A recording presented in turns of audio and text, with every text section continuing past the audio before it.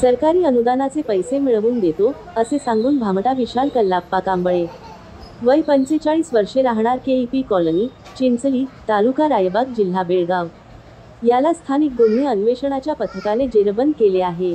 त्याच्याकडून 2 लाखाचे सोने हस्तगत केले आहे.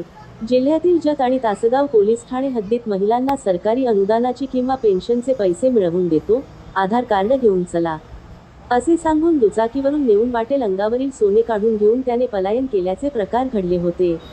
प्रकारचे गुन्हे करणारा रेकॉर्डवरील गुन्हेगार विशाल कांबळे हा सांगलीतील शिवशंभो चौक ते करणार रस्ता परिसरात विना नंबरची दुचाकी घेऊन फिरत असल्याची माहिती पोलीस कर्मचारी सागर लवटे यांना मिळाली.